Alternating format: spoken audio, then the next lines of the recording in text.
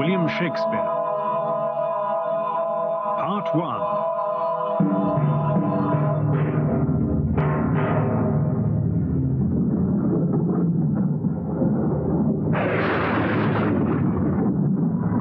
When shall we three meet again? In thunder, lightning, or in rain? When the hurly-burly's done, when the battle's lost and won, That will be ere the set of sun. Where the place? upon the heath, There to meet with Macbeth. Fair is foul, and foul is fair. hover through the fog and filthy air.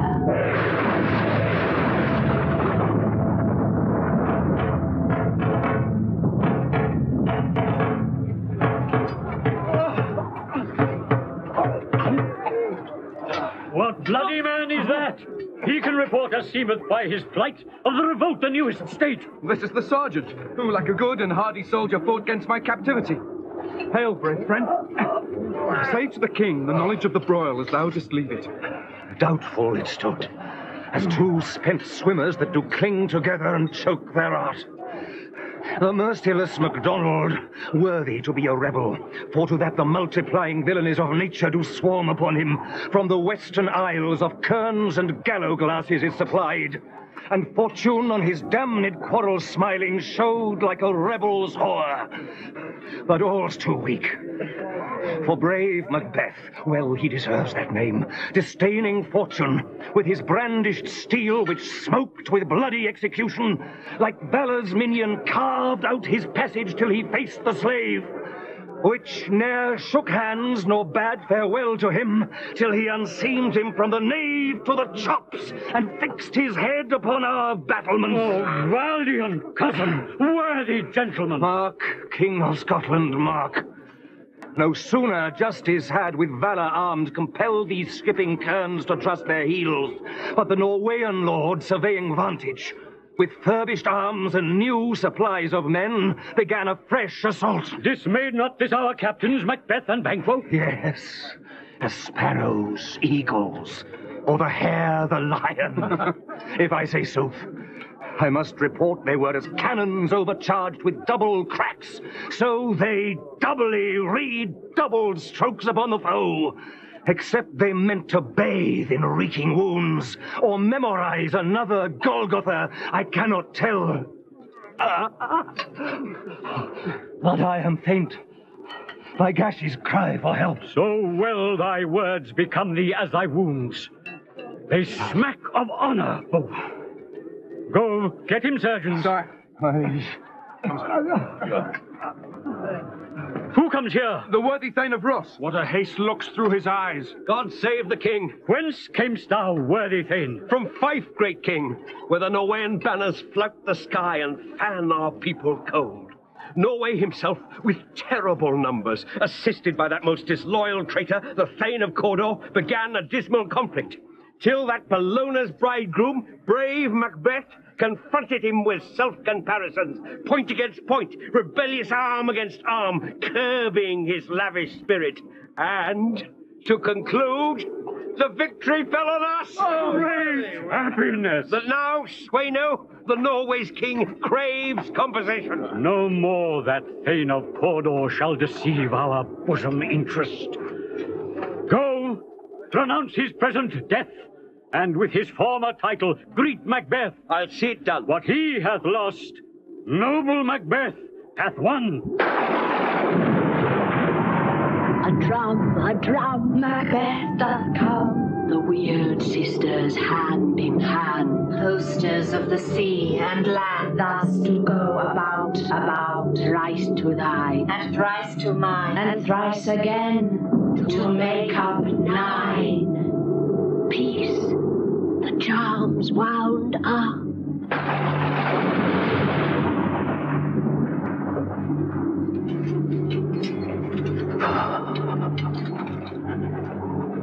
So foul and fair a day I have not seen.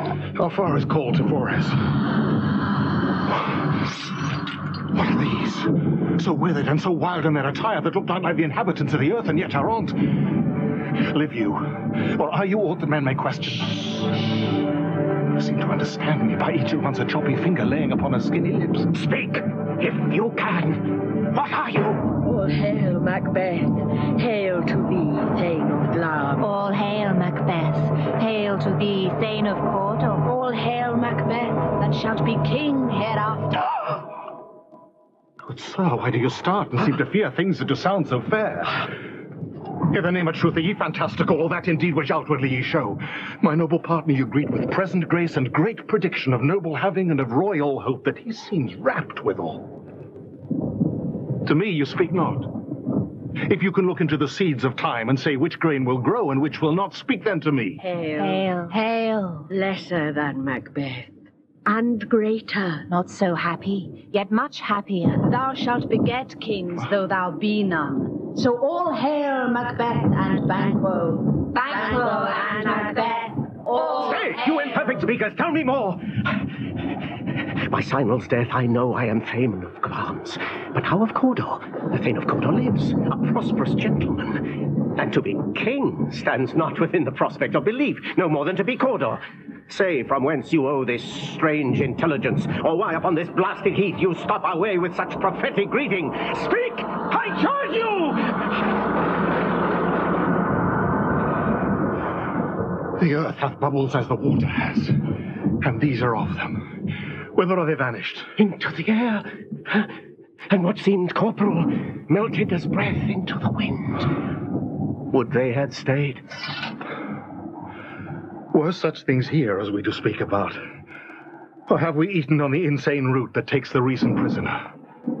Your children shall be kings. You shall be king. And Thane of Cawdor too, went it not so? To the selfsame tune and words. Who's here? It's Ross and Angus. The king hath happily received, Macbeth, the news of thy success. And when he reads thy personal venture in the rebels' fight, his wonders and his praises do contend, which should be thine or his.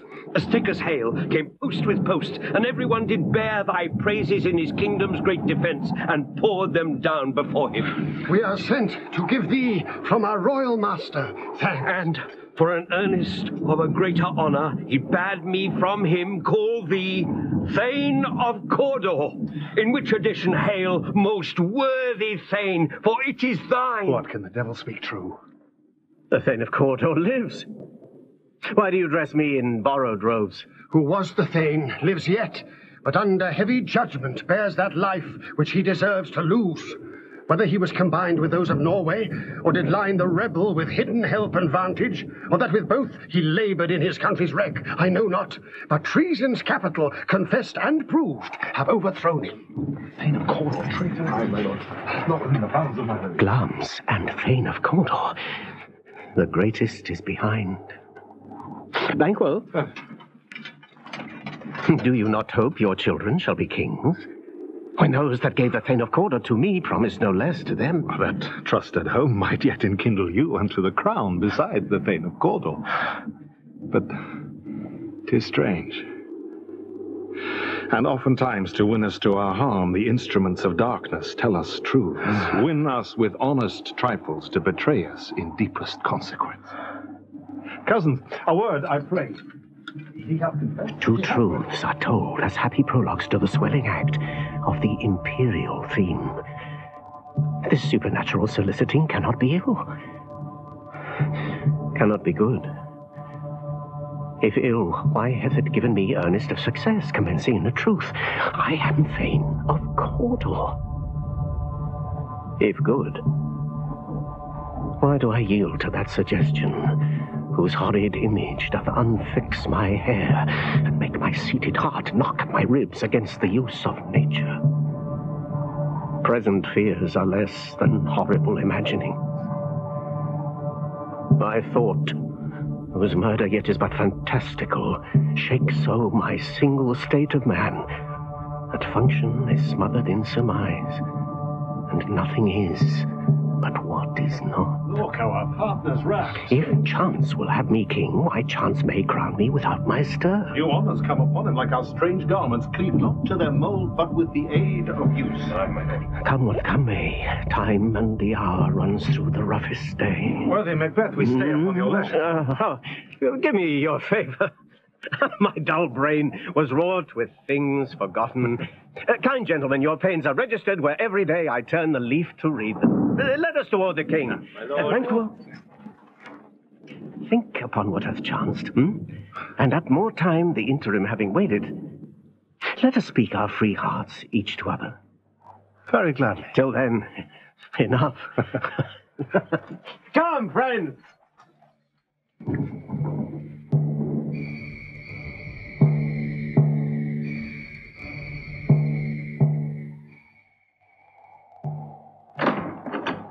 Is execution done on Cawdor? My liege, I have spoke with one that saw him die, who did report that very frankly he confessed his treasons, implored your highness pardon, and set forth a deep repentance. Nothing in his life became him like believing it. He was a gentleman on whom I built an absolute trust. Here comes Macbeth, and Banquo with him. O worthiest cousin, the sin of my ingratitude even now is heavy on me. Thou art so far before that swiftest wing of recompense is slow to overtake thee. Only I have left to say, more is thy due than more than all can pay. The service and the loyalty I owe in doing it pays itself. Your highness part is to receive our duties, and our duties are to your throne and state, children and servants, which do but what they should by doing everything safe toward your love and honor. Welcome hither. I have begun to plant thee, and will labor to make thee full of growing. Noble Banquo, that hast no less deserved, nor must be known no less to have done so. Let me enfold thee and hold thee to my heart. There, if I grow, the harvest is your own. My plenteous joys, wanton in fullness, seek to hide themselves in drops of sorrow. Sons, kinsmen, thanes, and you whose places are the nearest, know we will establish our estate upon our eldest, Malcolm, whom we name hereafter the Prince of Cumberland, which honour must not unaccompanied invest him only, but signs of nobleness like stars shall shine on all deservers. From hence to Inverness, and bind us further to you. I'll be myself the harbinger, and make joyful the hearing of my wife with your approach. So humbly take my leave. My worthy Cawdor. The Prince of Cumberland. That is a step on which I must fall down, or else all leap, for in my way it lies. Stars, hide your fires. Let not light see my black and deep desires. The eye wink at the hand, yet let that be which the eye fears when it is done to see. True, worthy Banquo. He is full so valiant, and in his commendations I am fed. It is a banquet to me. Let's after him whose care has gone before to bid us welcome. It is a peerless kinsman.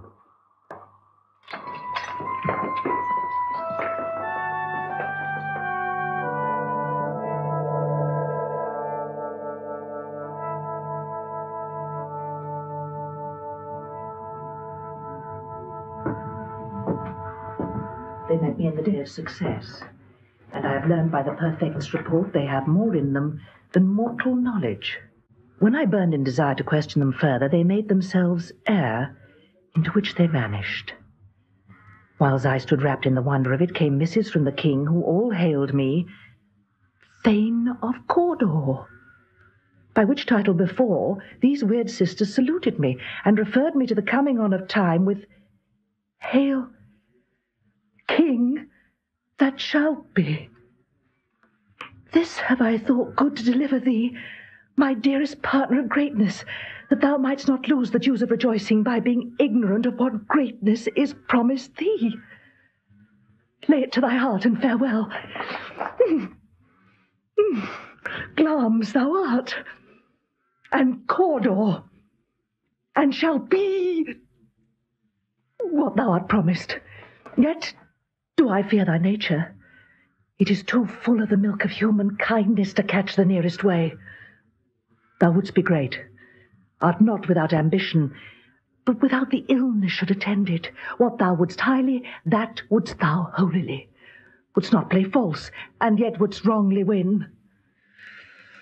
Hie thee hither, that I may pour my spirits in thine ear, and chastise with the valour of my tongue all that impedes thee from the golden round, which fate and metaphysical aid doth seem to have thee crowned withal. Seaton, what is your tidings? The king comes here tonight. Thou'rt mad to say it. Is not thy master with him? Who, wert so, would have informed for preparation? So please you, it is true. Our Thane is coming. One of my fellows had the speed of him, who, almost dead for breath, had scarcely more than would make up his message. Give him tending. He brings great news. My lady?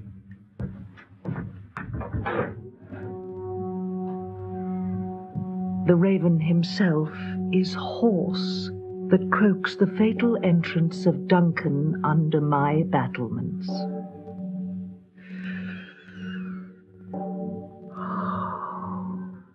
Come, you spirits that tend on mortal thoughts, unsex me here, and fill me from the crown to the toe, top full of direst cruelty. Make thick my blood. Stop up access and passage to remorse, that no compunctious visitings of nature shake my fell purpose, nor keep peace between the effect and it. Come to my woman's breasts, and take my milk for gall, you murdering ministers, wherever in your sightless substances you wait on nature's mischief. Come, thick night, and pour thee in the dullest smoke of hell, that my keen knife see not the wound it makes, nor heaven peep through the blanket of the dark to cry, hold, hold! Great Glamis, worthy Cawdor, greater than both by the all-hail hereafter, thy letters have transported me beyond the ignorant present, and I feel now the future in the instant. Dearest love. Duncan comes here tonight. And when goes hence? Tomorrow, as he purposes. Oh, never shall sun that morrow see. Your face, my Thane, is as a book, where men may read strange matters. To beguile the time, look like the time. Bear welcome in your eye, your hand, your tongue. Look like the innocent flower, but be the serpent under it. He that's coming must be provided for. And you shall put this night's great business into my dispatch, which shall to all our nights and days to come give solely sovereign sway and masterdom. We will speak further. Only look up clear. To alter favour ever is to fear. Leave all the rest to me.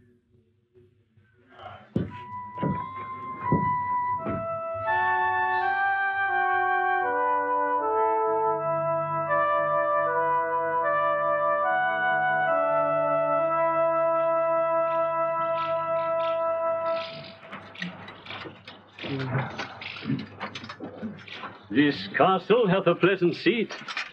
The air nimbly and sweetly recommends itself unto our gentle senses. This guest of summer, the temple-haunting martlet, does approve by his loved mansionry that the heaven's breath smells wooingly here. Where they most breed and haunt, I have observed, the air is delicate.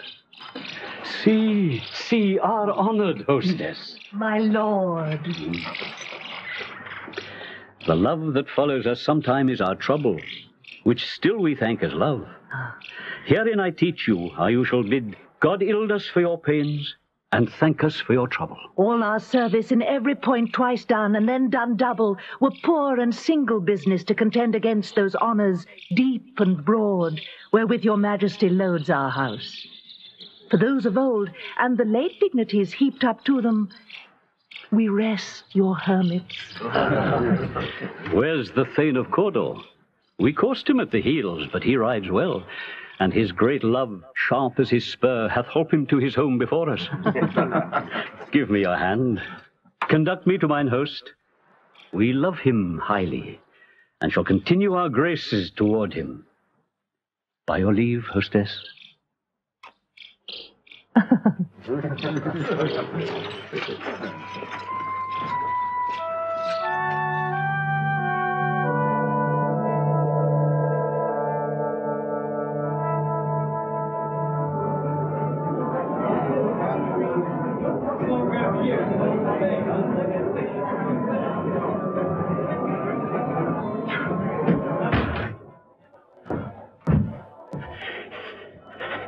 If it were done when 'tis done, then 'twere well it were done quickly. The assassination could trammel up the consequence and catch with his surcease success. That but this blow might be the be-all and the end-all. Here, but here, upon this bank and shoal of time, we jump the life to come. But in these cases we still have judgment here. That we but teach bloody instructions, which being taught, return to plague the inventor. This even-handed justice commends the ingredients of our poisoned chalice to our own lips. He's here in double trust. First, as I am his kinsman and his subject, strong both against the deed. Then, as his host, who should against his murderer shut the door, not bear the knife myself. Besides, this Duncan hath borne his faculties so meek, hath been so clear in his great office, that his virtues will plead like angels, trumpet-tongued, against the deep damnation of his taking off. And pity, like a naked newborn babe, striding the blast, or heaven's cherubims, horsed upon the sightless couriers of the air, shall blow the horrid deed in every eye, that tears shall drown the wind. I have no spur to prick the sides of my intent, but only vaulting ambition, which o'erleaps itself and falls on the other side. And now, what news? He's almost sight. Why have you left the chamber? Hath he asked for me? No, you not. He has. We will proceed no further in this business. He hath honoured me of late, and I have bought golden opinions from all sorts of people, which would be worn now in their newest gloss, not cast aside so soon. Was the hope drunk wherein you dressed yourself? Hath it slept since, and wakes it now to look so green and pale, and what it did so freely? From this time, such I account thy love. Art thou afeard to be the same in thine own act of valour as thou art in desire? Wouldst thou have that which thou esteemest the ornament of life, and live a coward in thine own esteem, letting I dare not wait upon my wood, like the poor cat of the adit? Let me peace. I dare do all that may become a man. Who dares do more is done. What beast was then that made you break this enterprise to me? When you durst do it, then you were a man. And to be more than what you were, you would be so much more the man. Nor time nor place did then adhere, and yet you would make both. They have made themselves, and that their fitness now does unmake you. I have given suck, and know how tender 'tis to love the babe that milks me. I would, while it was smiling in my face, have plucked my nipple from his boneless gums and dashed the brains out, had I so sworn as you have done to this. We should fail. We fail? But screw your courage to the sticking place, and we'll not fail. When Duncan is asleep, whereto the rather shall his day's hard journey soundly invite him, his two chamberlains will lie with wine and wassail, so convinced that when in swinish sleep their drenched natures lie, as in a death, what cannot you and I perform upon the unguarded Duncan? What not put upon his spongy officers, who shall bear the guilt of our great quell? Bring forth men, children only. For thy undaunted mettle should compose nothing but males. But will it not be received when we have marked with blood those sleepy two of his own chamber, and used their very daggers, that they have done? Who dares receive it other, as we shall make our griefs and clamour roar upon his death? I am settled. and bend up each corporal agent to this terrible feat. Away, and mock the time with fairest show. False face must hide what the false heart doth know.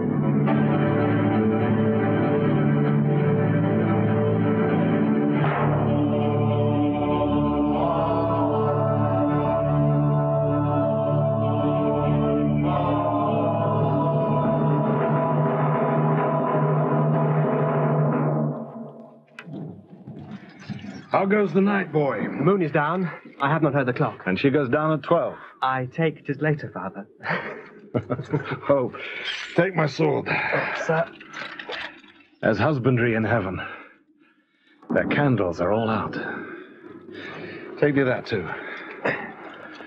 A heavy summons lies like lead upon me. And yet I would not sleep. Merciful powers, restrain in me the cursed thoughts that nature gives way to in repose. Give me my sword. Who's there? A friend? Oh, sir, not yet at rest. The king's abed. He hath been in unusual pleasure and sent forth great largesse to your offices. This diamond he greets your wife withal. By the name of most kind hostess and shut up measureless content.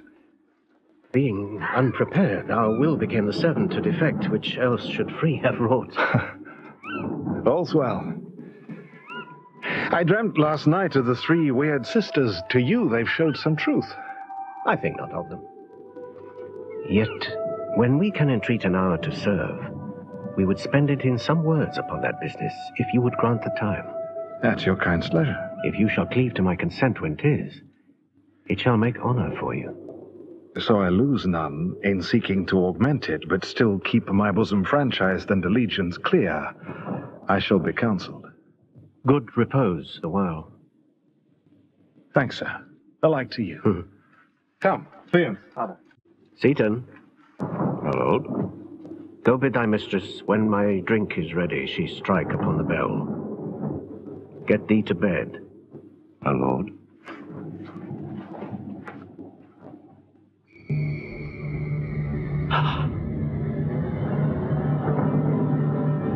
Is this a dagger which I see before me? The handle toward my hand. Come, let me clutch thee. I have thee not, and yet I see thee still. Art thou not fatal vision, sensible to feeling as to sight? Or art thou but a dagger of the mind, a false creation proceeding from the heat-oppressed brain? I see thee yet, in form as palpable as this which now I draw. Thou marshalst me the way that I was going, and such an instrument I was to use. Mine eyes are made of fools of the other senses, or else worth all the rest. I see thee still, and on thy blade and dudgeon gouts of blood, which was not so before. There's no such thing. It is the bloody business which informs thus to mine eyes. Now the one half world, nature, seems dead, and wicked dreams abuse the curtained sleep. Witchcraft celebrates pale Hecate's offerings, and withered murder, alarmed by his sentinel the wolf, whose howls his watch, thus with his stealthy pace, with dark winds, ravishing strides, towards his design, moves like a ghost.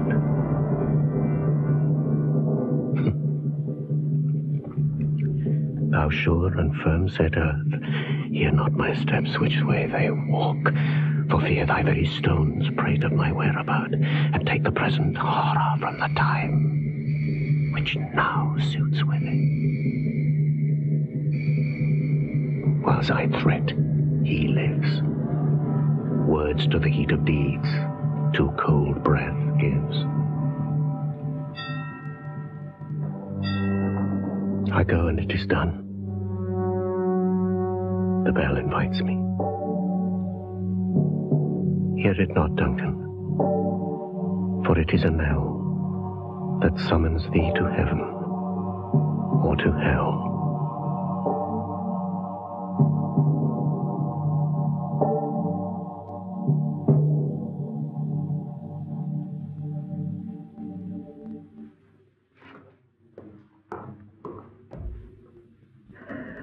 That which hath made them drunk hath made me bold. What hath quenched them hath given me fire. Hark! Peace.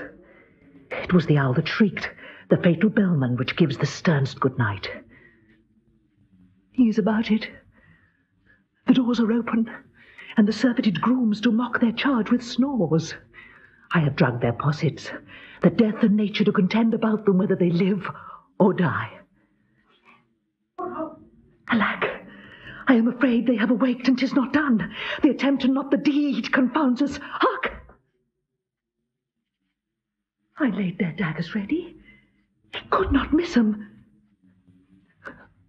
Had he not resembled my father as he slept, I had done't.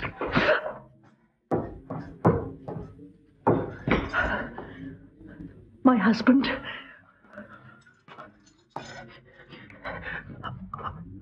I have done the deed. Didst thou not hear a noise? I heard the owl scream, the crickets cry. Did you not speak? Where? Now. As I descended? Aye. Hark! Who lies in the second chamber? Donald Bain, Duncan's son. This is a sorry sight. A foolish thought to say, a sorry sight. This one did laugh in sleep, and one cried murder, that they did wake each other. I stood and heard them, but they did say their prayers and addressed them again to sleep. There are two sons lodged together. One cried, God bless us, and amen the other, as they had seen me with these hangman's hands.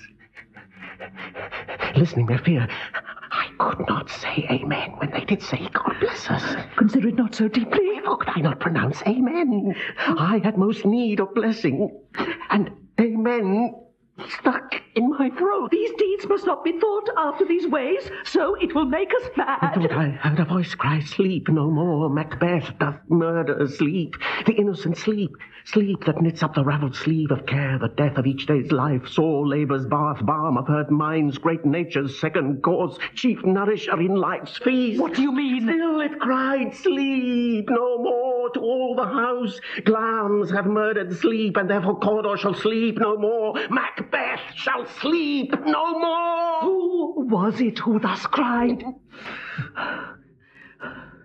Why, worthy Thane, you do unbend your noble strength to think so brain-sickly of things. Go, get some water, and wash this filthy witness from your hand. Oh! Why did you bring these daggers from the place? They must lie there. Go, carry them, and smear the sleepy grooms with blood. I go no more. I'm afraid to think what I have done. Look once again, I dare not. Infirm of purpose. Give me the daggers. The sleeping and the dead are but as pictures. 'Tis the eye of childhood that fears a painted devil. If he do bleed, I'll gild the faces of the grooms withal, for it must seem their guilt.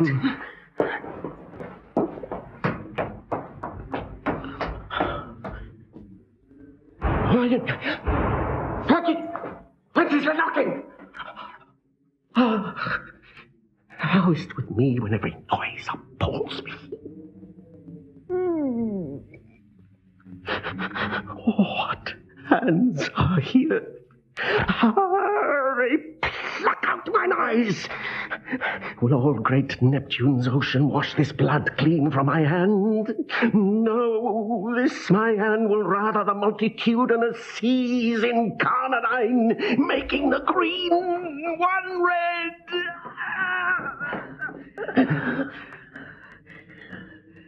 My hands are of your colour, but I shame to wear a heart so white. I hear a knocking at the south entry. Retire we to our chamber. A little water clears us of this deed. How easy is it then? Your constancy hath left you unattended. More knocking. Get on your nightgown, lest occasion call, and show us to be watchers. Be not lost so poorly in your thoughts. To know my deed were best not know myself. Wake, Duncan, with thy knocking. I would thou could.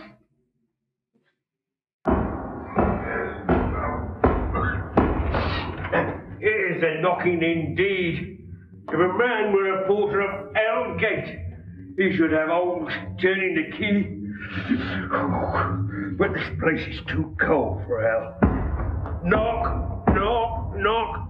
Who's there in the name of Beelzebub? And none. Was it so late, friend, ere you went to bed, that you do lie so late? Faith, sir, we were carousing till the second cock. Is thy master stirring? Our knocking is awake, and here he comes. Good morrow, noble sir. Good morrow, both. Macduff. My lord. Alex. My lord. Is the king stirring, worthy thane? Not yet. He did command me to call timely on him. I've almost slipped the hour. I'll bring you to him. Oh, I know this is a joyful trouble to you, but yet 'tis one. The labour we delight in, physics faith. This is the door. I'll make so bold to call, but 'tis my limited service. Does the king hence today? He does. He did appoint, sir. The night has been unruly. Where we lay, our chimneys were blown down, and as they say, lamentings heard in the air. Strange screams of death, and prophesying with accents terrible of dire combustion and confused events, new hatched to the woeful time, the obscure bird clamoured the livelong night. Some say the earth was feverish and did shake. 'Twas a rough night. My young remembrance cannot parallel a fellow to it.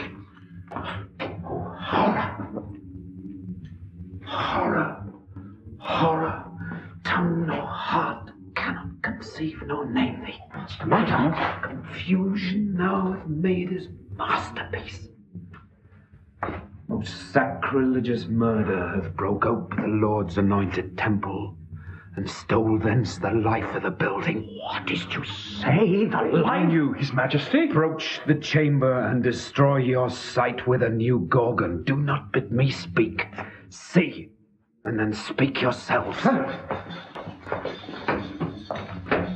Awake! Awake! Ring the alarum bell! Murder and treason! Banquo and Donalbain, Malcolm! Awake! Shake off this downy sleep, death's counterfeit, and look on death itself. Malcolm! Banquo! As from your graves rise up and walk like sprites to countenance this horror. What's the business? There's such a hideous trumpet calls to parley the sleepers of the house. Speak! Speak! Oh, gentle lady, 'tis not for you to hear what I can speak. The repetition in a woman's ear would murder as it fell. Oh, Banquo! Banquo! Our royal master's murdered. What? In our house? Too cruel anywhere. Macduff, I prithee contradict thyself and say it is not so. Had I but died an hour before this chance, I had lived a blessed time. From this instant, there's nothing serious in mortality. All is but toys. Renown and grace is dead. The wine of life is drawn, and the mere lees is left this vault to brag of. What is amiss? You are, and do not note. The spring, the head, the fountain of your blood is stopped. The very source of it is stopped. Malcolm, Donalbain, your royal father's murdered. By whom? Those of his chamber, as it seemed, had done. Their hands and faces were all badged with blood, so were their daggers, which, unwiped, we found upon their pillows. They stared and were distracted. No man's life was to be trusted with them. Oh, yet I do repent me of my fury that I did kill them. Wherefore did you so? Who can be wise, amazed, temperate and furious, loyal and neutral in a moment? No man. The expedition of my violent love outrun the pauser, reason. Here lay Duncan, his silver skin laced with his golden blood, and his gashed stabs looked like a breach in nature for ruin's wasteful entrance. There the murderers, steeped in the colours of their trade, their daggers unmannily breached with gore. Who could refrain that had a heart to love, and in that heart courage to make love known? Help me. Henderson. Oh. Look to the lady. Donalbain. Malcolm. Why do we hold our tongues that may most claim this argument for ours? What should be spoken here, where our fate hid in an auger hole may rush and seize us? Let's away, brother. Our tears are not yet brewed, nor our strong sorrow upon the foot of motion. Look to the lady, my lady. And when we have our naked frailties hid that suffer in exposure, let us meet and question this most bloody piece of work to know it further. Fears and scruples shake us. In the great hand of God I stand, and thence against the undivulged pretense I fight of treasonous malice. And so do I. So all. Let's briefly put on manly readiness and meet in the hall together. Welcome, sir. What will you do, brother? Let's not consort with them. To show an unfelt sorrow is an office which the false man does easy. Out to England. To Ireland, aye. Our separated fortune shall keep us both the safer. Where we are, there's daggers in men's smiles. The near in blood, the nearer bloody. This murderous shaft that shot hath not yet lighted, and our safest way is to avoid the aim. Therefore, to horse, and let us not be dainty of leave-taking, but shift away. There's warrant in that theft which steals itself when there's no mercy left. Farewell, dear brother. Farewell.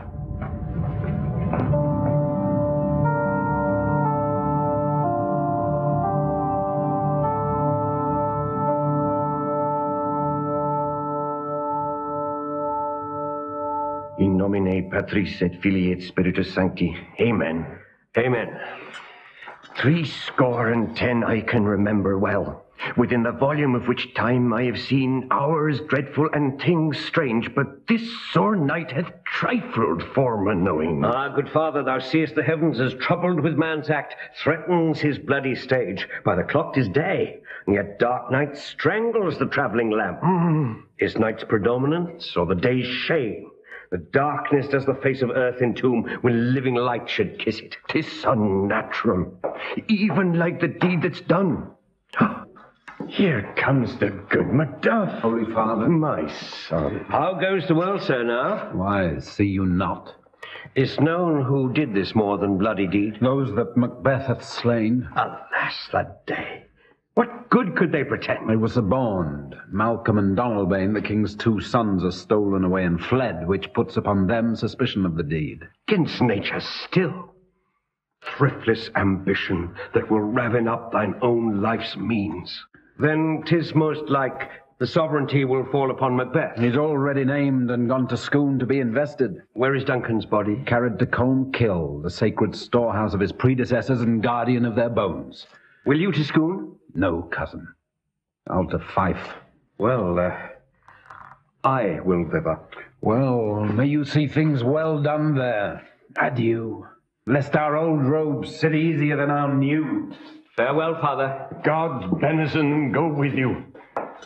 And with those that would make good of bad, and friends of foes.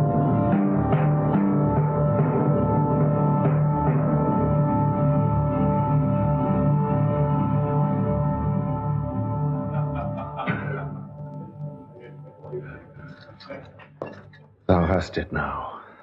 King, Cawdor, Glamis, all as the weird women promised. And I fear thou playedst most foully for't.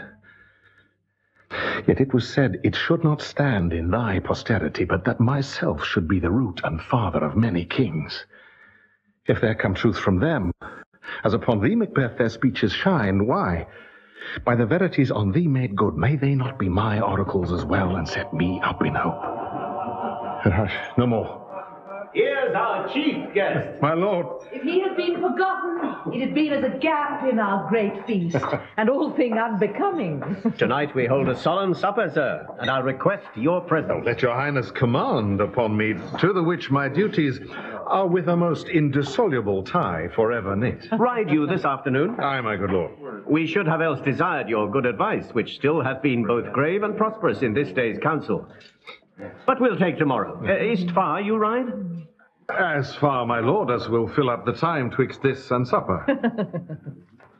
Go not my horse, the better. I must become a borrower of the night for a dark hour or twain. Fail not our feast. My lord, I will not. We hear Malcolm and Donalbain are bestowed in England and in Ireland, not confessing their cruel parricide, filling their hearers with strange invention. Oh. But of that tomorrow, when therewithal we shall have cause of state craving us jointly. Hie you to horse, and you till you return at night. My lord. Goes Fleance with you? Aye, my good lord. Our time does call upon us. I wish your horses swift and sure of foot, and so I do commend you to their backs. Farewell. My lord. Let every man be master of his time till 7 at night. My lord. To make society the sweeter welcome, we will keep ourselves till supper time alone. My lord. While then, God be with you.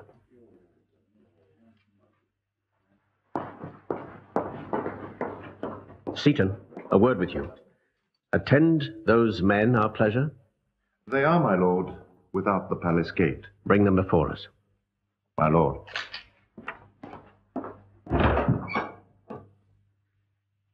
To be thus is nothing, but to be safely thus.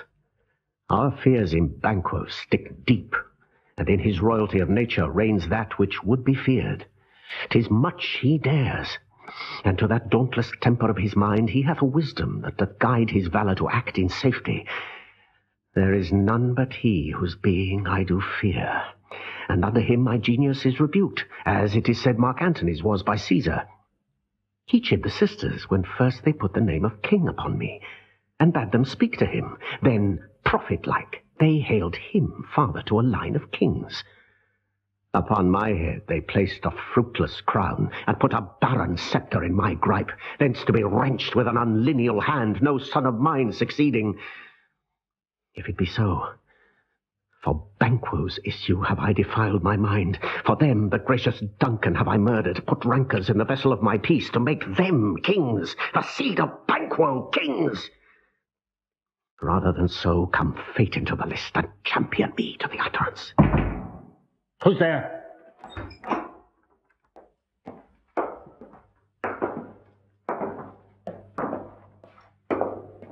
Seaton, now go to the door, and stay there till we call. My lord. Was it not yesterday we spoke together? It was, so please your highness. Well then. Now, have you considered of my speeches? Know that it was he, in the times past, which held you so under fortune, which you thought had been our innocent self. This I made good to you in our last conference, how crossed the instruments, who wrought with them, and all things else that might to half a soul and to a notion craze say, thus did Banquo. You made it known to us. I did so. And went further, which is now our point of second meeting. Do you find your patience so predominant in your nature that you can let this go? Are you so gospel to pray for this good man and for his issue, whose heavy hand hath bowed you to the grave and beggared yours forever? We are men, my liege. In the catalogue ye go for men.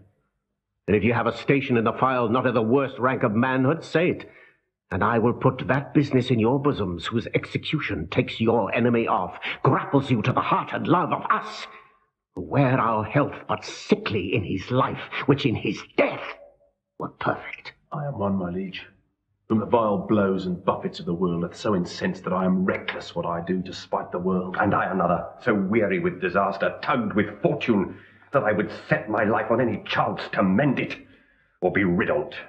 Both of you know Banquo was your enemy. True, my lord. So is he mine. And in such bloody distance, that every minute of his being thrusts against my nearest of life. And though I could with barefaced power sweep him from my sight, and bid my will about it, yet I must not. For certain friends that are both his and mine, whose loves I may not drop, but wail his fall, who I myself struck down. And thence it is that I to your assistance do make love, masking the business from the common eye for sundry weighty reasons. We shall, my lord, perform what you command us. Though our lives... Your spirits shine through you. Within this hour at most, I will advise you where to plant yourselves, acquaint you with the perfect spy of the time, the moment on't, what must be done tonight, and something from the palace. And with him Fleance, his son, that keeps him company, whose absence is no less material to me than is his father's, must embrace the fate of that dark hour. Resolve yourselves apart. I'll come to you anon. We are resolved, my lord. I'll call upon you straight. Abide within.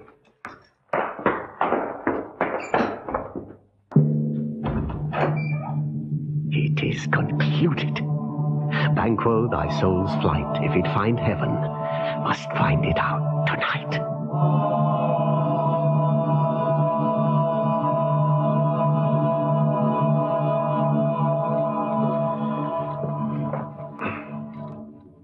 Is Banquo gone from court? Aye, madam, but returns again tonight. Say to the king I would attend his leisure for a few words. Madam, I will. Naught's had, all spent, where our desire is got without content. 'Tis safer to be that which we destroy, than by destruction dwell in doubtful joy. How now, my lord? Why do you keep alone of sorriest fancies your companions making, using those thoughts which should indeed have died with them they think on? Things without all remedy should be without regard. What's done is done. We have scorched the snake, not killed it. Oh. She'll close and be herself, whilst our poor malice remains in danger of her former tooth. But let the very frame of things disjoint. Both the worlds suffer, ere we will eat our meal in fear, and sleep in the affliction of these terrible dreams that shake us nightly. Better be with the dead, whom we to gain our peace have sent to peace, than on the torture of the mind to lie in restless ecstasy. Duncan is in his grave. After life's fitful fever, he sleeps well. Treason has done his worst. Nor steel, nor poison, malice, domestic, foreign levy, nothing can touch him further. Come on. Gentle, my lord. Sleek o'er your rugged looks. Be bright and jovial among your guests tonight. So shall I, love. And so I pray be you. Oh, full of scorpions is my mind, dear wife.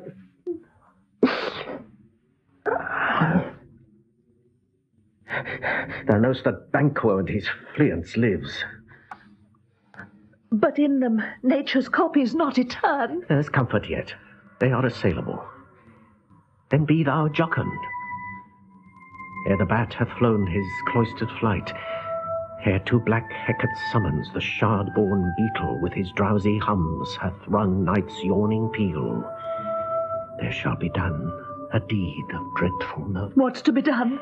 Be innocent of the knowledge, dearest Chuck, till thou applaud the deed. Come, sealing night, scarf up the tender eye of pitiful day, and with thy bloody and invisible hand cancel and tear to pieces that great bond which keeps me pale. Light thickens, and a crow makes wings to the rooky wood. Good things of day begin to droop and drowse, whilst night's black agents to their praise do rouse. Thou marvelst at my words, but hold thee still. Things bad begun make strong themselves by ill. So prithee, go with me.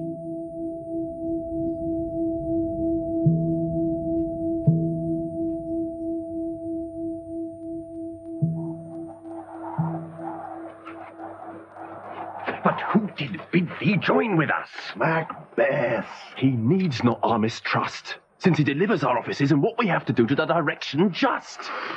Then stand with us. The west yet glimmers with some streaks of day. Now spurs the lated traveller apace to gain the timely inn, and near approaches the subject of our watch. Hark, I hear horses. Give us a light there, ho! Then 'tis he. The rest that are within the note of expectation already are at the court. His horses go about. Almost a mile, but he does usually so all men do. From hence to the palace gate make it their walk. A light, a light! 'Tis he. Stand to it! It will be rain tonight. Let it come down!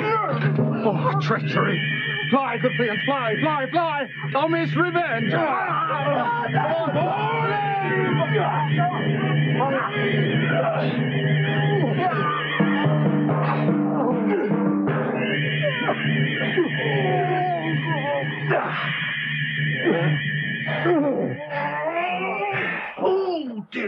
strike out the light. Was not the way? There's but one down. The sun is fled. We have lost best half of our affair. Well, let's away and say how much is done.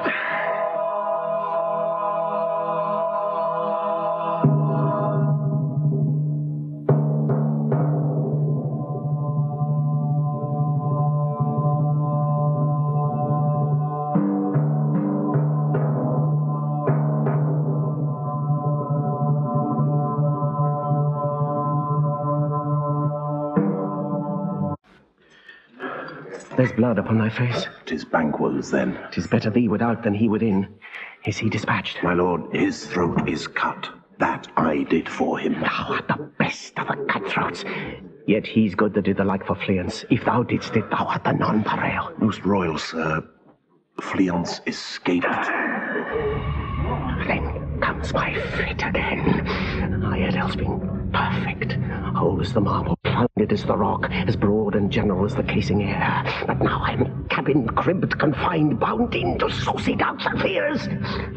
But Banquo's safe. Aye, my good lord. Safe in a ditch he bides, with 20 trenched gashes on his head. The least a death to nature. Thanks for that. There the grown serpent lies. The worm that's fled hath nature that in time will venom breed, no teeth the present. Get thee gone. Tomorrow we'll hear ourselves again. My lord. My royal lord, you do not give the cheer. The feast is sold that is not often vouched while 'tis a-making. 'Tis given with welcome. Sweet remembrancer. Now, good digestion, weight on appetite, and health on both. May it please your highness sit? Here had we now our country's honour roofed, were the graced person of our Banquo present. Who may I rather challenge for unkindness than pity for mischance? His absence, sir, lays blame upon his promise. Please your highness to grace us with your royal company. The table's full. Here is a place reserved, sir. Where? Here, my good lord. What is that moves your highness? Which of you have done this? Why, my lord? Thou canst not say I did it. Never shake thy gory locks at me! But rise, his highness is not well. Sit, worthy friends. My lord is often thus, and hath been from his youth.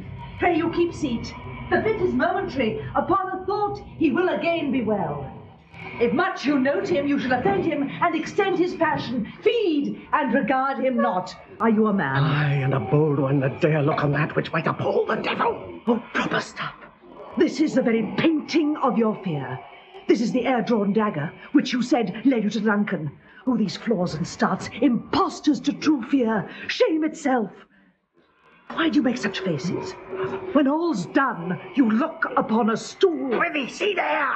Behold, look! Oh, how say you? Why, what care I? If thou canst nod, speak too. If charnel houses in our graves must send those that we bury back, our monuments shall be the moors of kites. What? Quite unmanned in folly. If I stand here, I saw it. Fie for shame! Blood had been shed ere now in the olden time, ere humane statue purged the gentle wheel. Aye, and since 2 murders have been performed, too terrible for the ear. The time has been that when the brains were out, the man would die, and there an end. But now they rise again with 20 mortal murders on their crowns, and push us from our stools. This is more strange than such a murder is. My worthy lord, your noble friends do lack you. Mm-hmm. I do forget. Do not muse at me, my most worthy friends. I have a strange infirmity, which is nothing to those that know me. Come, love and health to all. Then I'll sit down. Give me some wine. Oh, fill full.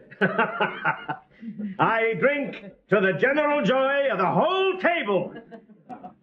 And to our dear friend Banquo, whom we miss. Would he were here! To all and him we thirst, and all to all. Our duties and the pledge. Avaunt and quit my sight! Let the earth hide thee. Thy bones are marrowless, thy blood is cold. Thou hast no speculation in those eyes which thou dost glare with. Of this, good peers, but as a thing of custom, 'tis no other. Only it spoils the pleasure of the time. What man dare, I dare? Approach thou like the rugged Russian bear, the armed rhinoceros or the Hyrcan tiger. Take any shape but that, and my firm nerves shall never tremble, or be alive again, and dare me to the desert with thy sword.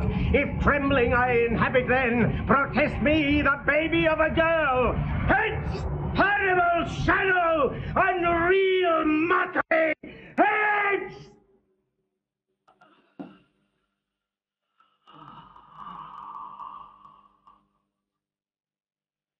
My soul, being gone, I am a man again. Pray you, sit still. You have displaced the mirth, broke the good meeting with most admired disorder. Can such things be, and overcome us like a summer's cloud without our special wonder? You make me strange, even to the disposition that I owe, when now I think you can behold such sights and keep the natural ruby of your cheeks, when mine is blanched with fear. What sights, my lord? I pray you speak not. He grows worse and worse. Question enrages him. At once, good night. Stand not upon the order of your going, but go at once. Good night, and better health attend your majesty. A kind good night to all.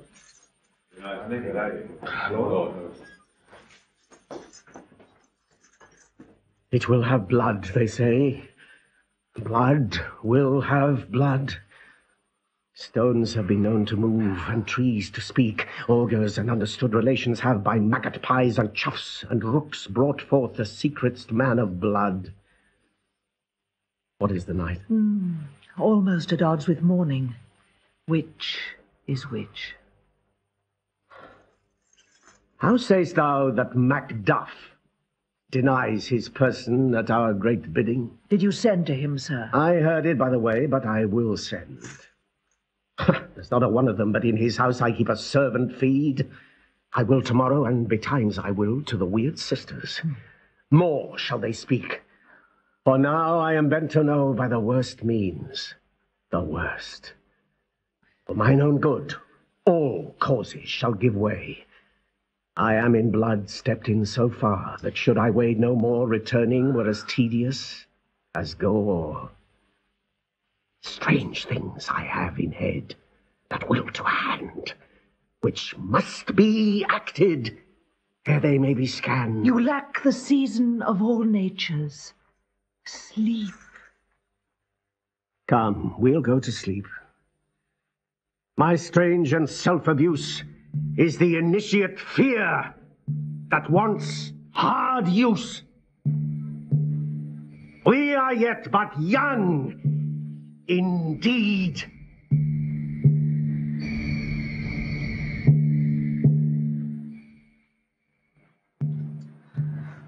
Caithness.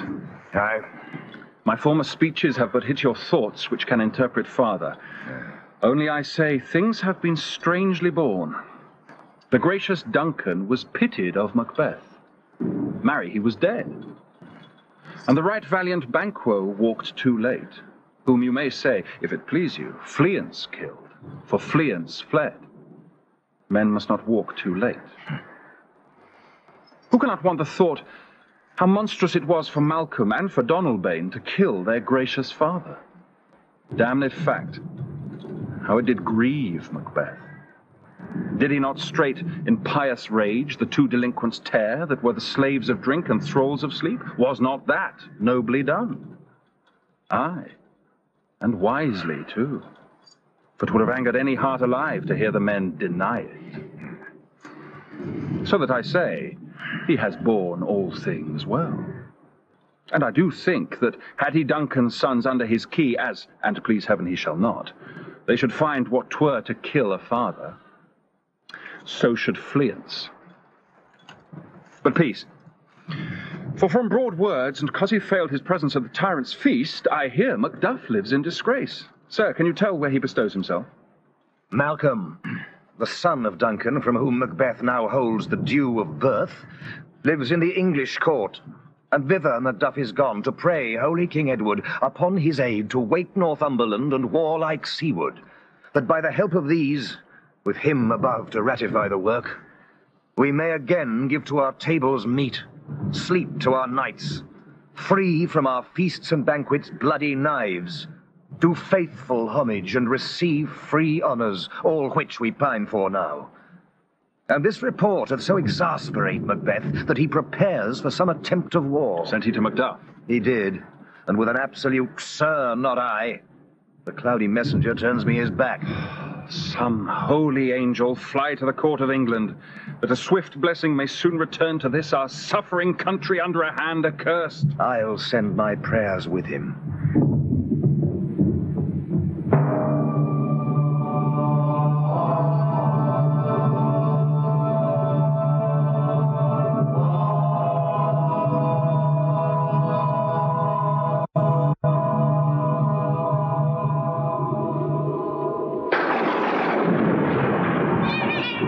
Thrice the breeded cat hath mewed. Thrice, and once the hedge pig whined. Harpier cries, 'tis time, 'tis time. Round about the cauldron go, in the poisoned entrails throw.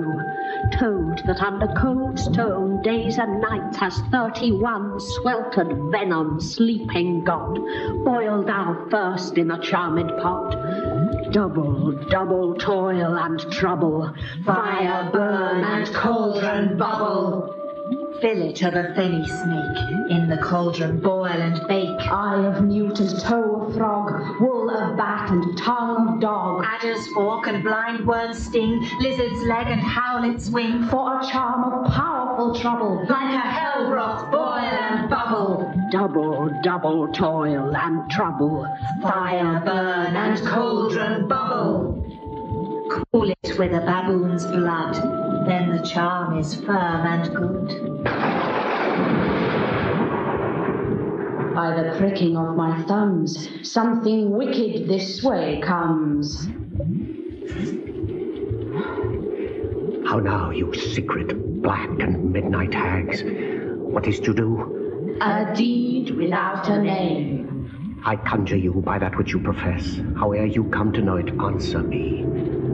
Though you untie the winds and let them fight against the churches, though the yeasty waves confound and swallow navigation up, though palaces and pyramids do slope their heads to their foundations, though the treasure of nature's germins tumble all together, even till destruction sicken, answer me to what I ask you.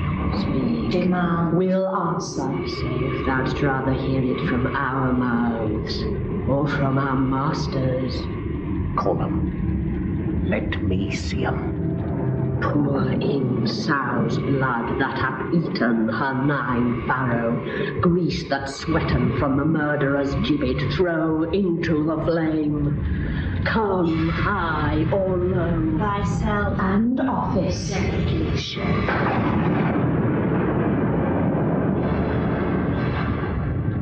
Tell me, thou unknown power. He knows thy thought. Hear his speech, but say thou naught. Macbeth, Macbeth, Macbeth, beware Macduff, beware the Thane of Fife. Dismiss me, enough. Whate'er thou art, for thy good caution, thanks. Thou hast harped my fear aright. But one word more. He will not be commanded. Here's another, more potent than the first. Macbeth! Macbeth! Be bloody, bold, and resolute. Laugh to scorn the power of man, for none of woman born shall harm Macbeth. Then live, Macduff. What need I fear of thee? But yet I'll make assurance double sure, and take a bond of fate. Thou shalt not live, that I may tell pale-hearted fear it lies, and sleep in spite of thunder.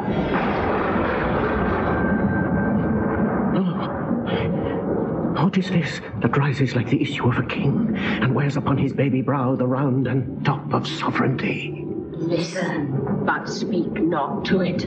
Be lion-mettled, proud, and take no care who chats, who frets, or where conspirers are. Macbeth shall never vanquished be, until great Burnham Wood to hide on Sinane Hill shall come against him. That will never be.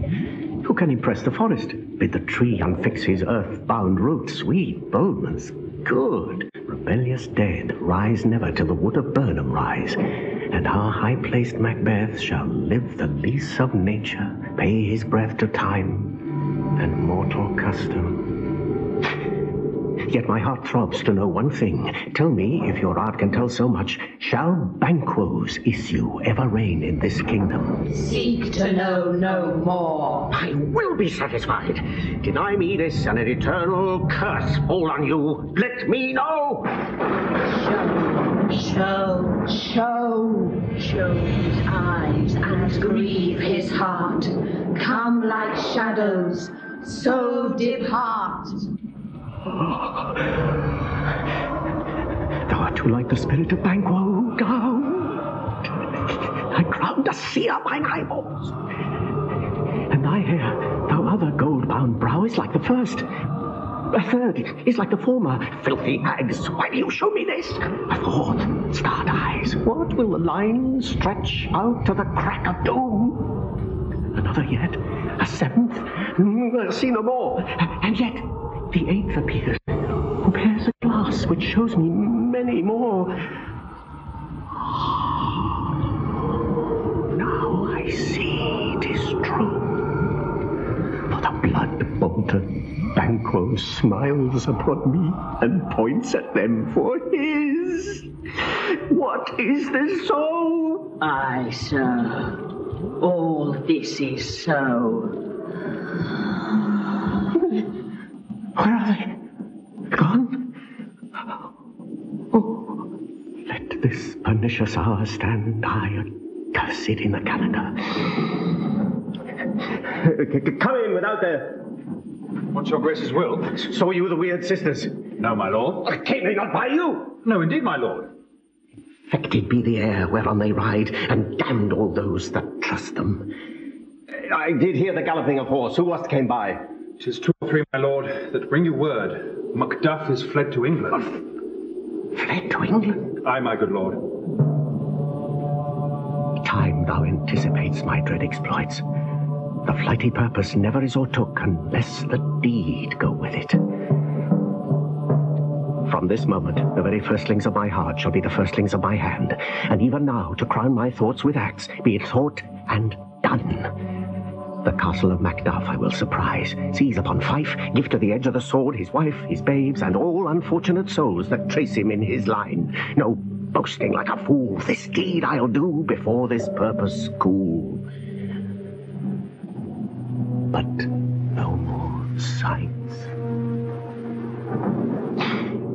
Well, here are these gentlemen. Come, bring me where they are. My lord.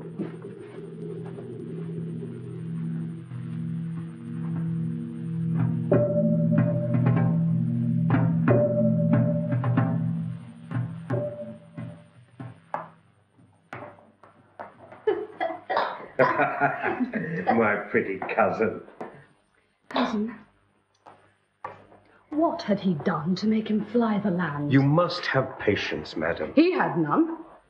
His flight was madness. When our actions do not, our fears do make us traitors. You know not whether it was his wisdom or his fear. Wisdom. To leave his wife, to leave his babes, his mansion, and his titles in a place from whence himself does fly? He loves us not.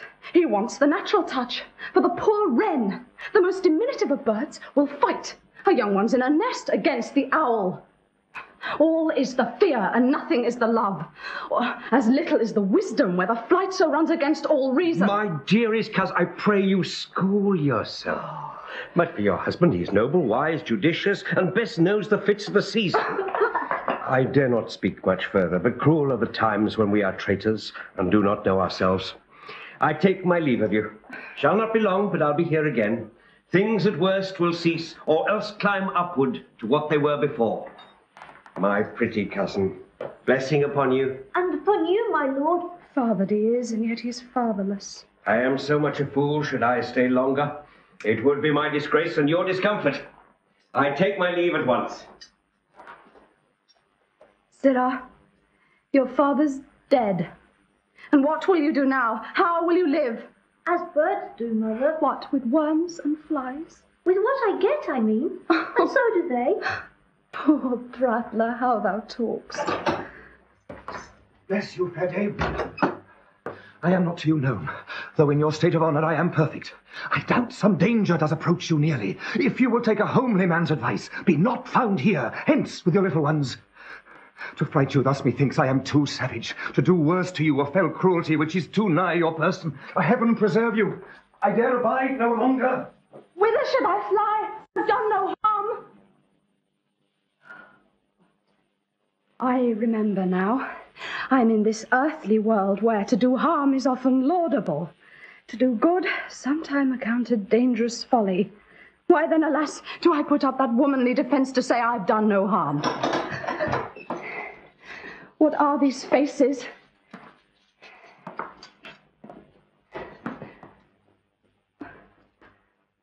Where is your husband? I hope in no place so unsanctified where such as thou mayst find him. He's a traitor. Thou liest, thou shalt be What you young fry of treachery! He has killed thee, Mother! Run away! I pray you!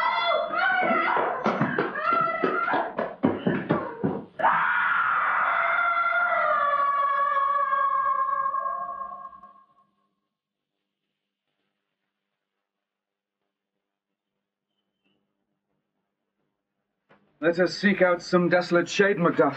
Their weep our sad bosoms empty. Nay, Malcolm, let us rather hold fast the mortal sword, and like good men bestride our downfall and birth them.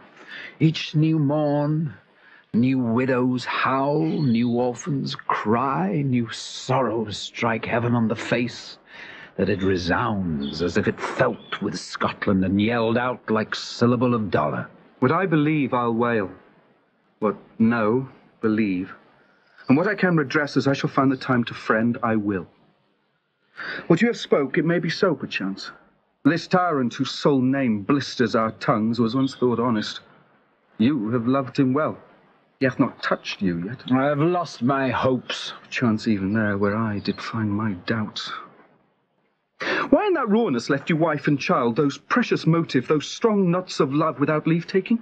I pray you, let not my jealousies be your dishonours, but mine own safeties. You may be rightly just, whatever I shall think. Bleed, bleed, poor country. Great tyranny, lay thou thy bases sure, for goodness dare not check thee where thou thy wrongs, thy title is afeard. Fare thee well, lord, I would not be the villain that thou think'st for the whole space that's in the tyrant's grasp, and the rich east of book. Be not offended! I speak not as in absolute fear of you. I think our country sinks beneath the yoke. It weeps, it bleeds. And each new day a gash is added to her wounds. I think withal there would be hands uplifted in my right. And here from gracious England have I offer of goodly thousands. But for all this, when I shall tread upon the tyrant's head or wear it on my sword, that my poor country shall have more vices than it had before, more suffer and more sundry ways than ever by him that shall succeed. What should he be? It is myself I mean, in whom I know all the particulars of vice so grafted that when they shall be opened, Black Macbeth will seem as pure as snow, and the poor state esteem him as a lamb in compare with my confineless harms. Not in the legions of horrid hell can come a devil more damned in evils to top Macbeth. Oh, I grant him bloody, luxurious, avaricious, false, deceitful, sudden, malicious, smacking every sin that has a name. But there's no bottom, none, in my voluptuousness. Your wives, your daughters, your matrons, and your maids could not fill up the cistern of my lust. And my desire, all continent impediments would all bear that did oppose my will. Better Macbeth than such a one to reign. Boundless intemperance in nature is a tyranny. It hath been the untimely emptying of the happy throne and fall of many kings, but fear not yet to take upon you what is yours. You may convey your pleasures in a spacious plenty, and yet seem cold the time you may so hoodwink. We have willing dames enough, There cannot be that vulture in you to devour so many as will to greatness dedicate themselves, finding it so inclined. And with this, there grows in my most ill-composed affection such a staunchless avarice that, were I king, I would cut off the nobles for their lands, desire his jewels and this other's house, and my more having would be as a source to make me hunger more, that I should forge quarrels unjust against the good and loyal, destroying them for their wealth. This avarice sticks deeper, grows with more pernicious root than summer-seeming lust, and it hath been the sword of our slain kings, yet do not fear. Scotland hath poisons to fill up your will of your mere own. All these are portable with other graces weighed. But I have none. The king becoming graces as justice, verity, temperance, stableness, bounty, perseverance, mercy, lowliness, devotion, patience, courage, fortitude. I have no relish of them, but abound in the division of each several crime, acting it many ways. Nay, had I power, I should pour the sweet milk of concord into hell, uproar the universal peace, confound all unity on earth. Oh, Scotland, Scotland. If such a one be fit to govern, speak. I am as I have spoken. Fit to govern? No, not to live. O nation miserable, with an untitled tyrant bloody sceptred, when shalt thou see thy wholesome days again, since that the truest issue of thy throne by his own interdiction stands accused and does blaspheme his breed? Thy royal father was a most sainted king. The queen that bore thee oftener upon her knees than on her feet died every day she lived. Fare thee well. These evils thou repeat'st upon thyself hath banished me from Scotland. O my breast, thy hope ends here. Macduff! This noble passion, child of integrity, hath from my soul wiped the black scruples, reconciled my thoughts to thy good truth and honour. Devilish Macbeth, by many of these trains, hath sought to win me into his power, and modest wisdom plucks me from over-credulous haste.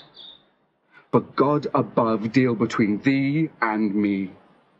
For even now, I put myself to thy direction, and unspeak mine own detraction. Here abjure the taints and blames I laid upon myself for strangers to my nature. I am yet unknown to woman, that never was forsworn, scarcely have coveted what was mine own, at no time broke my faith, would not betray the devil to his fellow, and delight no less in truth than life. My first false speaking was this upon myself. What I am truly is thine and my poor country's to command. Whither, indeed, before thy here approach, old Siward with 10,000 warlike men already at a point was setting forth. Now we'll together, and the chance of goodness be like our warranted quarrel. Why are you silent? Such welcome and unwelcome things at once, 'tis hard to reconcile. Well, more anon. See who comes here. My countryman, but yet I know him not. Ross! Macduff! My ever-gentle cousin, welcome hither. I know him now. Good God, but time's removed the means that make us strangers. Sir, amen. Stands Scotland where it did. Alas, poor country, almost afraid to know itself. It cannot be called our mother, but our grave, where nothing but who knows nothing is once seen to smile, where sighs and groans and shrieks that rend the air are made, not marked, where violent sorrow seems a modern ecstasy. The dead man's knell is there scarce asked for who, and good men's lives expire before the flowers in their caps, dying o'er ere they sicken. Oh, relation too nice and yet too true. What's the newest grief? That of an hour's age doth hiss the speaker. Each minute teems a new one. How does my wife? Why, well. And all my children? Well, too. The tyrant is not battered at their peace. No, they were well at peace when I did leave them. You're not a niggard of your speech. How goes it?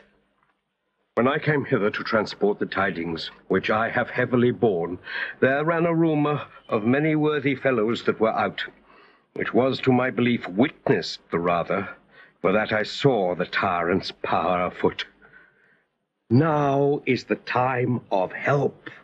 Your eye in Scotland would create soldiers, make our women fight to doff their dire distresses. Bid their comfort, we are coming thither.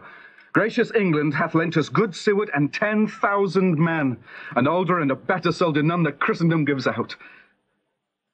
Would I could answer this comfort with like, but I have words that would be howled out in the desert air, where hearing should not match them. What concern may? The general cause, or is it a fee grief due to some single breast? No mind that's honest, but in it shares some woe, though the main part pertains to you alone. If it be mine, keep it not from me. Quickly let me have it. Let not your ears despise my tongue forever, which shall possess them with the heaviest sound that ever yet they heard. I guess it. Your castle is surprised, your wife and babes savagely slaughtered. To relate the manner were, on the quarry of these murdered deer, to add the death of you. Merciful heaven! What, man? Ne'er pull your hat upon your brows, give sorrow words. The grief that does not speak whispers the o'erfraught heart and bids it break. My children, too. Wife, children, servants, all that could be found. And I must be from thence. My wife killed too. I have said. Be comforted. Let's make us medicines of our great revenge to cure this deadly grief. You have no children. All my pretty ones, did you say all? Oh, hell, kite. All? What, all my pretty chickens and their dam at one fell swoop? Disputed like a man. I shall do so. But I must also feel it as a man. I cannot but remember such things were that were most precious to me. Did heaven look on and would not take their part?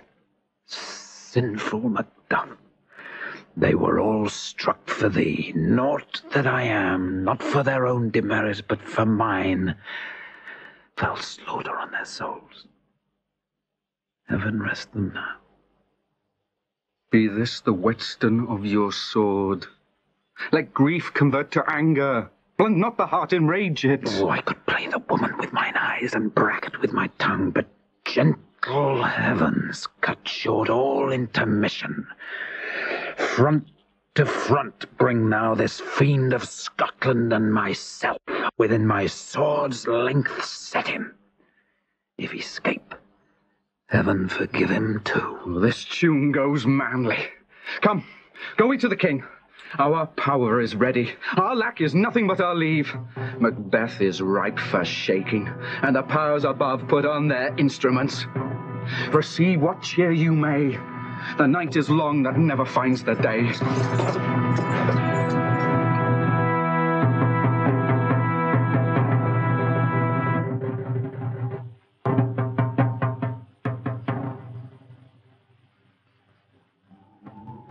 I have for 2 nights watched with you, but can perceive no truth in your report. When was it she last walked? Since His Majesty went into the field, I've seen her rise from her bed, throw her nightgown upon her, unlock her closet, take forth paper, fold it, write upon it, read it, afterwards seal it, and again return to bed. Yet all this while in a most fast sleep. A great perturbation in nature to receive at once the benefit of sleep and do the effects of watching. In this slumbery agitation, besides her walking and other actual performances, what at any time have you heard her say? That, sir, which I will not report after her. You may to me, and 'tis most meet you should. Neither to you nor anyone, having no witness to confirm my speech. Lo, you! Here she comes, Doctor. This is her very guise, and upon my life, fast asleep. Observe her. Stand close. How came she by that light? Why, it stood by her. She has light by her continually. 'Tis her command. You see, her eyes are open. Aye, but their senses are shut. What is it she does now? Look how she rubs her hands. It is an accustomed action with her, to seem thus washing her hands. I've known her continue in this a quarter of an hour. Yet, here's a spot. Hark, she speaks. Out, damn spot, out, I say! 1, 2, 1. Then 'tis time to do it. Hell is murky. Fie, my lord, fie. A soldier and afeard? What need we fear who knows it, when none can call our power to account? Yet, who would have thought the old man had so much blood in him? Do you mark that? The Thane of Fife had a wife. Where is she now? What will these hands near be clean? No more of that, my lord, no more of that. You mar all with this starting. Oh, go to. You have known what you should not. She has spoke what she should not, I'm sure of that. Heaven knows what she has known. Here's the smell of the blood still. All the perfumes of Arabia will not sweeten this little hand. Oh.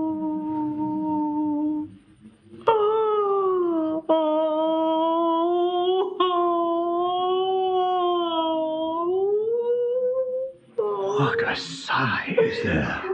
The heart is sorely charged. I would not have such a heart in my bosom for the dignity of the whole body. Well. Oh, pray God it be, sir. This disease is beyond my practice.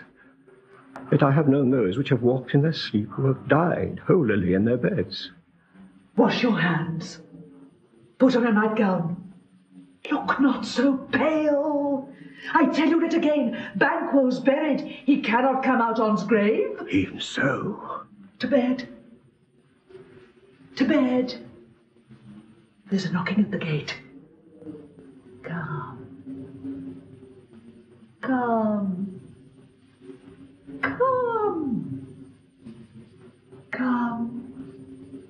Give me your hand. What's done cannot be undone. To bed. To bed. To bed.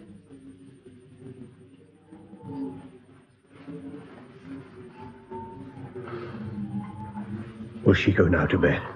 Directly. Foul whisperings are abroad. Unnatural deeds do breed unnatural troubles. Infected minds to their deaf pillows will discharge their secrets. More needs she the divine than the physician. God forgive us all. Look after her. Remove from her the means of all annoyance, and still keep eyes upon her. Aye. So, good night. My mind she has mated, and amazed my sight. I think, but dare not speak. Good night. Good doctor.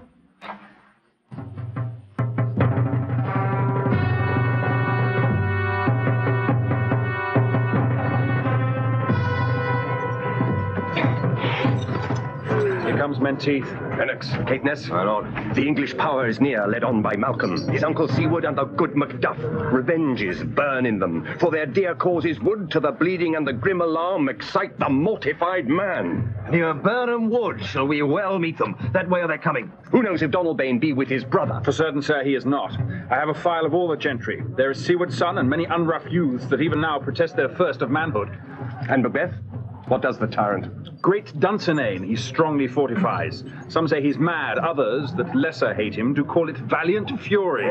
For certain he cannot buckle his distempered cause within the belt of rule. Now does he feel his secret murders sticking on his hands. Well, march we on to give obedience where 'tis truly owed. Aye. Meet we the medicine of the sickly wheel, and with him pour we in our country's purge each drop of us. Or so much as it needs to dew the sovereign flower and drown the weeds. Make we our march towards Burnham!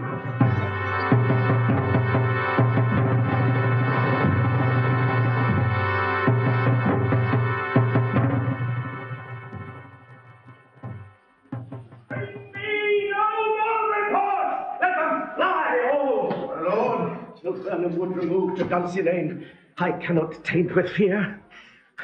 What's the boy, Malcolm? Was he not born of woman? The spirits that know all mortal consequence have pronounced me thus. Fear not, Macbeth. No man that's born of woman shall e'er have power upon thee. Then fly, false fanes, and mingle with the English epicures. The mind I sway by and the heart I bear shall never sag with doubt nor shake with fear. The devil damn thee, black, thou cream-faced loon. Where gotst thou that goose look? There is 10,000... Geese, villain! Soldiers, sir. What soldiers? What soldiers? Whey-face! English force, so please you. Face! Sire! Satan! I'm sick at heart when I behold. Satan, I say! This push will cheer me ever, or deceit me now. I have lived long enough. My way of life has fallen into the sear, the yellow leaf, and that which should accompany old age as honor, love, obedience, troops of friends, I must not look to have. But in their stead, curses, not loud, but deep, mouth honor, breath, which the poor heart would fain deny, and dare not. Satan! What's your gracious pleasure? What news more?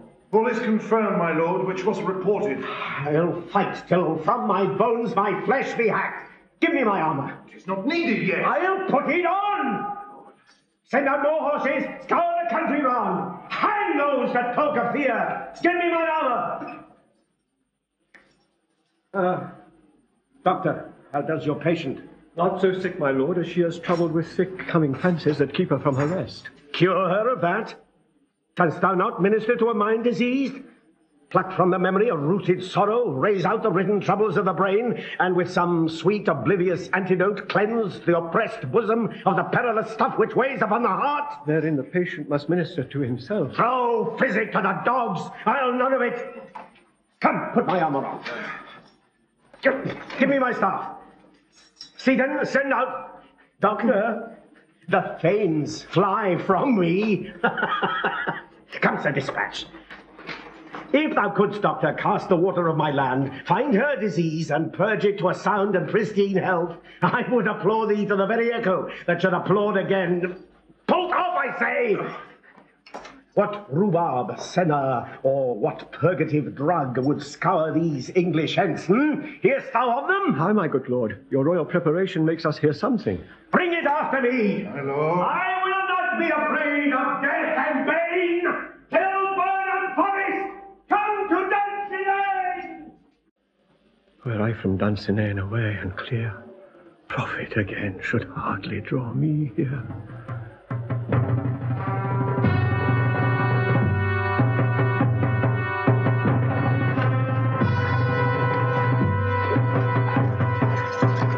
Cousins, I hope the days are near at hand. The chambers will be safe. We doubted nothing.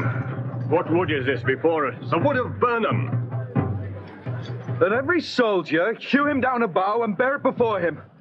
Thereby shall we shadow the number of our host and make discovery err in report of us. It shall be done. Lennox, my thanks. Come, Ross. Menteith, my lord. Lord, we'll learn no other but the competent tyrant keeps still in Dunsinane, and will endure our setting down before. That is his main hope.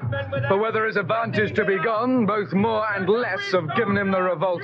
And none serve with him but constrained things, whose hearts are absent too. Let our just censures attend the true event, and put we on industrious soldiership. The time approaches that will with due decision make us know what we shall say we have, and what we owe.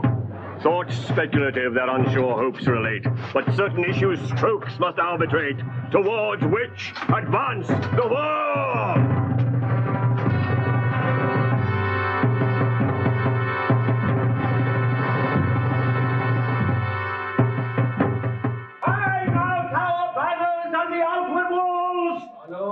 Aye, still they come.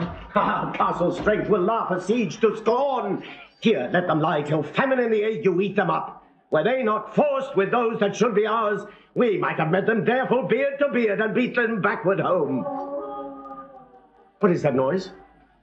'Tis the cry of women, good my lord. I have almost forgot the taste of fears. The time has been my senses would have cooled to hear a night shriek, and my fell of hair would at a dismal treatise rouse and stir as life were in't. I have supped full with horrors. Direness, familiar to my slaughterous thoughts, cannot once start me.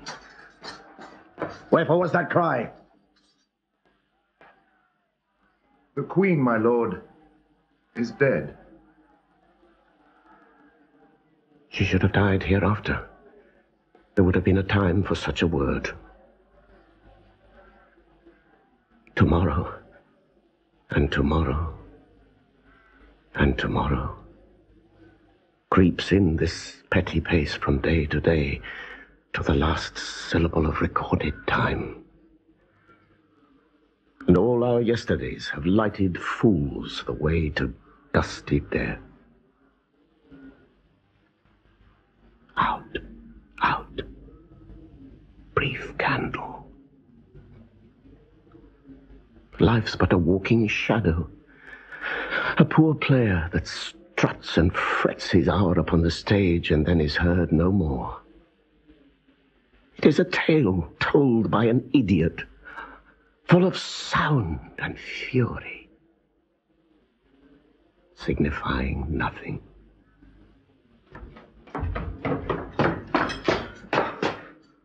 Now comes to use thy tongue, thy story, quickly.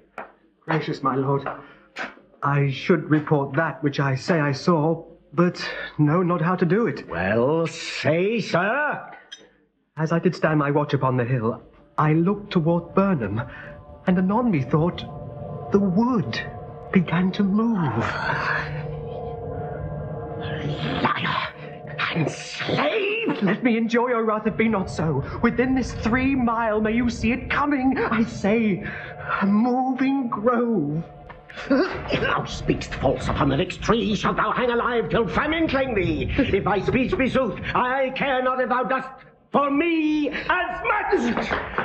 I pull in resolution and begin to doubt the equivocation of the fiend that lies like truth. Fear not till Burnham would do come to Dunsinane, and now a wood comes toward Dunsinane. Arm and out! If this which he avouches does appear, there is no flying hence, nor tarrying here. I begin to be aweary of the sun, and wish the estate of the world were now undone. Ring the alarm bell! Blow wind! Come rack! At least we'll die with harness on our back!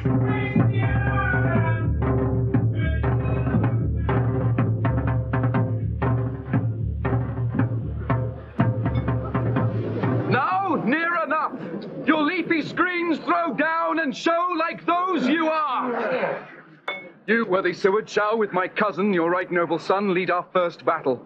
Worthy Macduff and we shall take upon what else remains to do according to our order. Malcolm, fare you well. Do we but find the tyrant's power tonight? Let us be beaten if we cannot fight. Make all our trumpets speak! Give them all breath! Those clamorous harbingers of blood and death.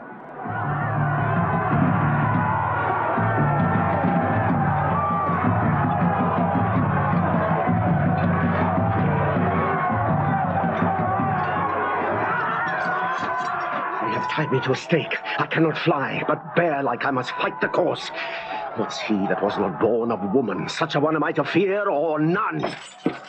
What is thy name? Thou'lt be afraid to hear it. No. Though thou call'st thyself a hotter name than any is in hell. My name's Macbeth. The devil himself could not pronounce a title more hateful to mine ear. No, nor more fearful. Thou liest, abhorred pirate, and with my sword I'll prove the lie thou speakst.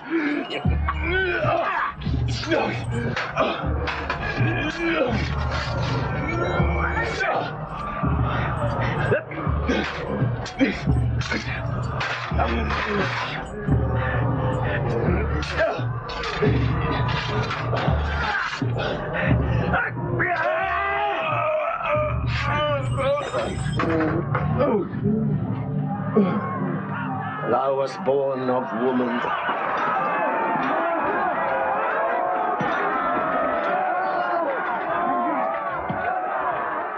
That way the noise is. Tyrant, show thy face.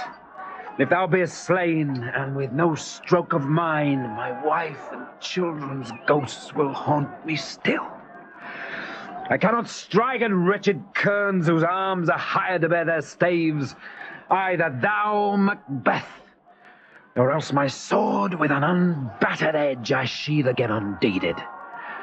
Here thou shouldst be. By this great clatter, one of greatest note seems bruited.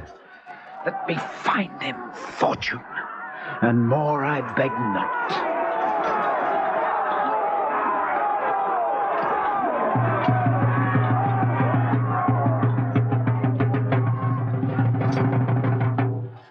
Malcolm, this way. The castle's gently rendered. The tyrant's people on both sides do fight. The noble thanes do bravely in the war. The day almost itself professes yours, and little is to do. We have met with foes that strike beside us. Enter, sir, the castle.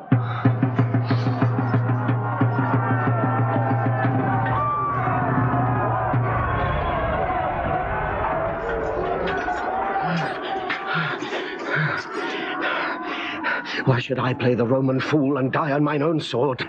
Whilst I see lives, the gashes do better upon them. Turn! Hellhound, turn! Of all men else I have avoided thee. But get thee back. My soul is too much charged with blood of thine already. I have no words. My voice is in my sword. Thou bloodier villain than terms can give thee out.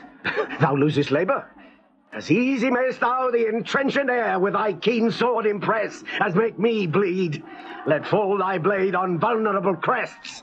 I bear a charmed life, which must not yield to one of woman born. Despair thy charm, and let the angel whom thou still hast served tell thee Macduff was from his mother's womb untimely ripped. Accursed be that tongue that tells me so, for it hath cowed my better part of man. And be these juggling fiends no more believed that palter with us in a double sense, that keep the word of promise to our ear and break it to our hope. I'll not fight with thee. Then yield thee, coward, and live to be the show and gaze of the time. We'll have thee as our rare monsters are, painted upon a pole, and under it, here may you see the tyrant. I will not yield. To kiss the ground before young Malcolm's feet, and to be baited with a rabble's curse. Though Burnham would be come to Dunsinane, and thou opposed being of no woman born, yet I will try the last. Before my body I throw my warlike shield. Lay on, Macduff, and damned be him that first cries, hold! Enough!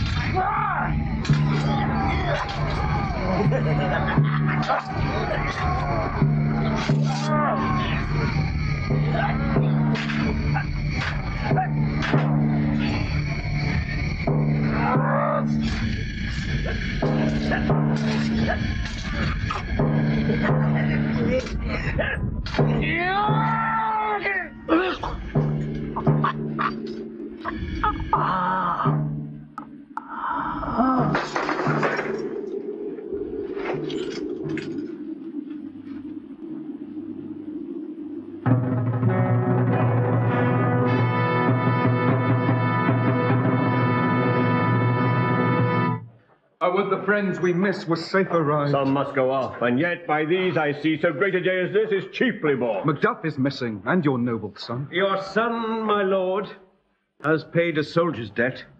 He only lived but till he was a man, but like a man, he died. Then he is dead? Aye, and brought off the field. Had he his hurts before? Aye, on the front. Aye then, God's soldier be he. Had I as many sons as I have hairs, I would not wish them to a fairer death. And so, His knell is known. He's worth more sorrow, and that I'll spend for him. Malcolm, he's worth no more. They say he parted well and paid his score, and so God be with him. Amen. Here comes newer comfort. Macduff! Hail, King, for so thou art. Behold where stands the usurper's cursed head. The time is free. I see thee compassed with thy kingdom's pearl, that speak my salutation in their minds, whose voices I desire aloud with mine. Hail, King of Scotland! Hail, King of Scotland! We shall not spend a large expense of time before we reckon with your several loves and make us even with you. My thanes and kinsmen henceforth be earls, the first that ever Scotland in such an honour named. What's more to do, which would be planted newly with the time, as calling home our exiled friends abroad that fled the snares of watchful tyranny, producing forth the cruel ministers of this dead butcher and his fiend-like queen, who, as 'tis thought, by self and violent hands took off her life. This, and what needful else that calls upon us by the grace of grace, we will perform in measure, time, and place. So, thanks to all at once, and to each one, whom we invite to see us crowned at Scone. Malcolm! Malcolm! Malcolm!